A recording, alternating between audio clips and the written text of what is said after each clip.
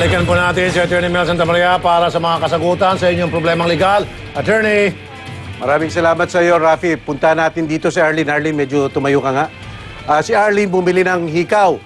Nung sinuot niya, kumati ang tenga. Ngayon sinusuoli niya para mabalik sa kanyang binayad. Ano bang sabi sa iyo?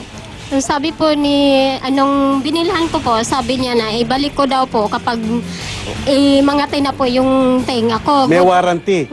Warranty po niya, mga 1 linggo po. Ibalik ko po yung ano. Alam mo, Rafi, sa larangan ng contract of sale, iba't ibang warranty. Warranty against eviction, warranty against hidden defect. Pero ang warranty niya, pambira. Warranty na hindi kakati ang tenga. Pero okay rin yun, kasi yun ang kasunduan ng dalawang panig. Pero ang katibayan dito, sana po nakasulat. Attorney! Ito. Attorney. Rafi. Okay, kaya lang at siguro tenga niya dahil fake yung alahas, yung aretes. Hindi tunay na gold. Fake ba ho yung alahas? Sa tingin ninyo? Fake yun. Ngayon po, nung sa bahay ko po, sabi ko kasi hindi naman po ako marunong tumingin po Hindi, ng fake yun. alahas. Kaya inano ko po yung tenga ko, ay sinuot ko po. Sabi Fake. ko na iano ko. So, Nangati hindi po po namin- So, Rafi, Attorney. Rafi, ang conclusion niya kaya fake, kasi kumati daw ang tenga niya. Tama, totoo yun. Pero- At saka isa pa, Attorney, first things first. Meron akong panlunas. Uminom muna siya ng gamot na pampalis ng kate, yung anti-allergy. Tapos ngayon suli niya yung alahas. O yun, Kasi tama, fake uminom yun. ka ng gamot. Pero Rafi, sinabi ko sa kanya, ang payo natin sa kanya, kung igigiit niya ang panglolokong ito at yung warranty yon, talaga namang tatayo yun sa korte. Kaya lang, ang problema, hindi lang nga nakasulat, laway versus laway ito ng nagtinda. Kaya nga, ang sabi natin sa kanya, kausapin muli yun, kung walang mangyari, pumunta ulit sa atin para tignan natin kung maibibigay natin sila sa kinaukulan o sa isang abogado para ihain ang naukulang kaso. Yan ang ating payo sa kanya. Okay. Okay, ito naman si Percival, isang taon na daw na nagtatrabaho, bigla lang daw tinanggal. Ikaw ba nagpabaya sa trabaho? Hindi po, sir. Lumabag ka ba sa kautusan? Wala po, sir. Nangloko ka? Hindi rin po, sir. At gumawa ka ba ng krimen sa iyong nagpapatrabaho? Wala rin po, sir. Alam mo, Rapi, yun ang 4 na kadahilanan para tanggalin ang isang nagtatrabaho. Pero binigyan ka ba ng notice? Wala po rin, sir. Kung totoo yung sinasabi mo, Percival, ang karapatan mo sa batas, back wages, reinstatement, including allowance without loss of seniority. Tandaan mo yan, kung magkapapile ka ng kaso, yan ang iyong ihahain sa NLRC. Okay? O sige. Kung meron po kayong mga katanungan, Attorney, usually kasi yung mga katulad niyan, tinatanggal, number 1, cost cutting. Tapos number 2, change of employer. Ibig sabihin, bago na yung amo. Yun. Alam mo, Rapi, kung cost cutting, yan ang tinatawag na authorized termination. Pwede yan. Pwede pang ang bigyan ng separation pay. Kung hindi cost cutting, talagang dapat unlawful cause ang ginawa ng manggagawa. Dalawang klase yan eh. Isang unlawful causes, yung mga pangnanakaw, o authorized causes na pwede magkaroon ng separation pay. Yan.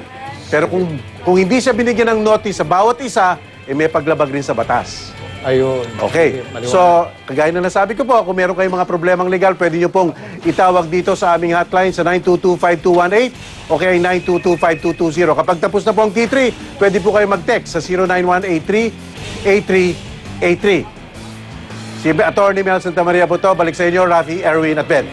Maraming salamat po, Attorney Mel Santamaria.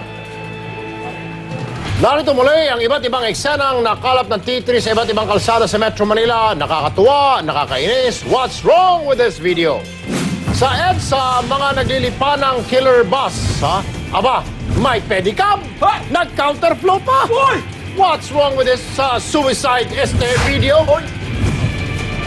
Tingnan naman natin ang isang ito, mga batang nagsiswimming. Ang sarap ng tampisaw. Saang resort kaya ito? Nako po, hindi po ba delikado to? What's wrong with this video?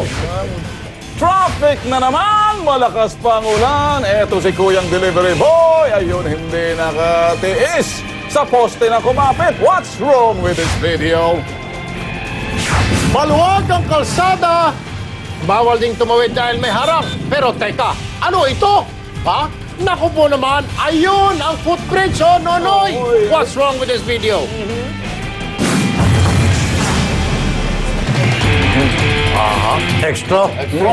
Meron pa tayong 2 minutes. Ay! Under time tayo eh. Meron ka bang ano, ito plus? Bitag. Mamaya. Mamaya! Kung ka lang, mamaya bitag. Sa bitag! Abangan! Anong klaseng ano yun, storya? Ay, nako, marami. Yung tutok tour po na Sa dito, maganda. Sabado, abangan alas 10 ng gabi Okay. ang Miss World. Oh, Miss World. Wala, na preempt. Preempt. Programa ng tutok. ayun. Ganun ba? Medyo yung mga bataan ko na sa tutok, mag-tik-tik muna kayo dyan. No. Nang kalawang. Dahil sa opisina. Dahil pagbigyan daan yung Ayun Miss naman. World pageant. Oh, Yung ate si Miss Good World. luck. Yung good luck. binati natin. Oh, Natin natin. oh. Ay, sin, happy Happy birthday, birthday. Arturo Fortaleza. Ayun. Friendship mo. Friendship. Okay. Okay. At syempre, panoorin niyo yung ano, yung Wanted. Wanted, Yan. yan. Sa Lunes. Lunes. Okay. Oh. Okay. At panoorin, pakinggan yung Wanted sa 92.3. Yan. Radyo 5. Live din yan sa Action TV Channel 41. Ayun.